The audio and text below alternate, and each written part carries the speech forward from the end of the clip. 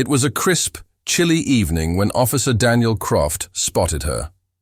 A young black girl, no older than 9, alone on a cold park bench. The autumn wind swirled around her tangled hair, and her small, frail body was wrapped in a threadbare dress that seemed to offer no protection against the cold. She clutched a frayed teddy bear to her chest, its worn edges fraying even more with each passing minute. There was no one around, just the soft whistle of the wind through bare trees and the distant hum of the city. Daniel had seen a lot in his time as a cop, drunks, fights, addicts. But this sight hit him differently. This wasn't just another street corner encounter. Something about this little girl struck a chord in him, and despite his usual hardened demeanor, he felt compelled to stop. He slowed the patrol car to a crawl and got out, approaching her slowly. His boots scraped the gravel softly as he stepped toward the bench. The girl didn't react, lost in her thoughts, or perhaps too tired to acknowledge his presence. "Hey there, you okay?" he asked gently, bending down to her level. The girl's eyes snapped open, wide with panic at first, but then something shifted. She blinked away tears, and before Daniel could say anything else, she started sobbing uncontrollably, muttering words that didn't make sense. Daniel squatted beside her, trying to make sense of the jumbled phrases. Her voice trembled as she spoke. The words rushed and broken, but he could make out some parts. "Parents lost. Don't leave me. Hebrew." He was taken aback. His mind started racing. Was this child a refugee? Where were her parents? Was she alone? The words Hebrew kept echoing in his mind. Could she be from Israel? He had seen plenty of immigrant children in his years, but never one so young, so alone. He looked around the park. It was empty. No one else was in sight. No one to call for backup, no one to reach out to. There was only him and this child, and somehow he knew that it was his responsibility to make sure she was safe. He gently lifted her into his arms, cradling her against his chest, feeling her tiny body shiver. "It's okay," he murmured, though he wasn't sure who he was reassuring more, her or himself. "I've got you now." The girl's sobs quieted, her tiny body trembling in his arms.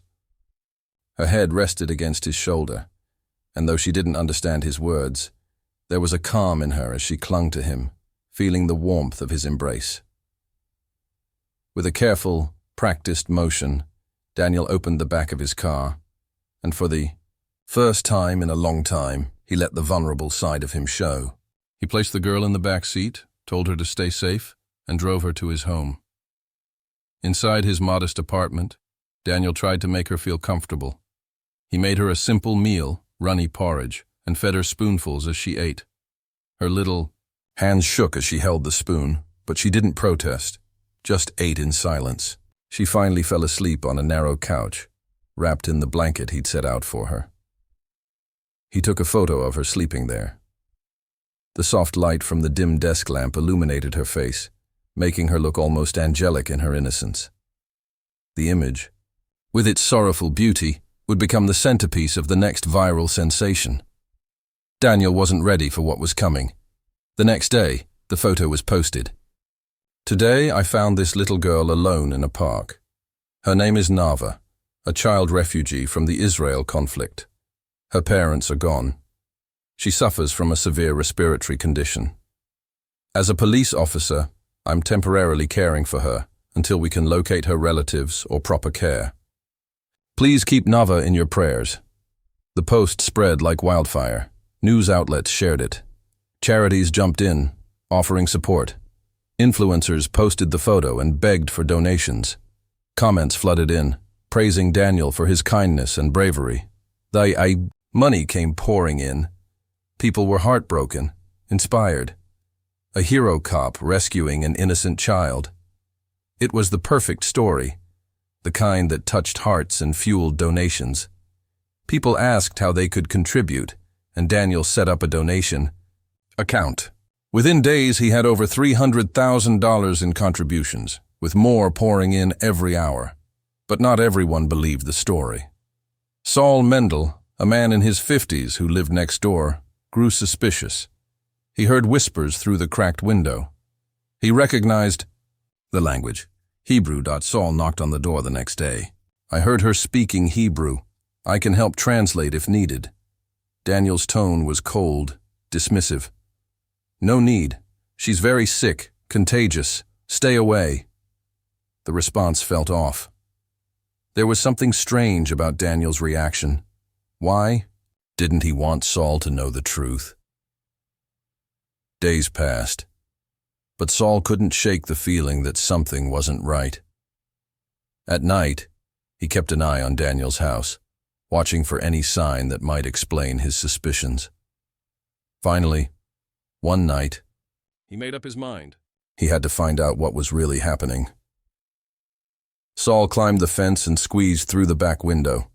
The room was dark, filled with the smell of disinfectant. The girl sat on the floor, her eyes dull, her small frame barely recognizable. She wasn't sick, but her appearance matched the sad, tragic story Daniel had posted online. Nava, Saul whispered in Hebrew. You're safe now. I'm here to help. Nava's face lit up when she saw him. Are you my parents' friend? Where are they? I want to go home. With shaking hands, she told Saul her story. She wasn't a war orphan. Her parents were from Tel Aviv, and they had been separated when she got lost in a mall.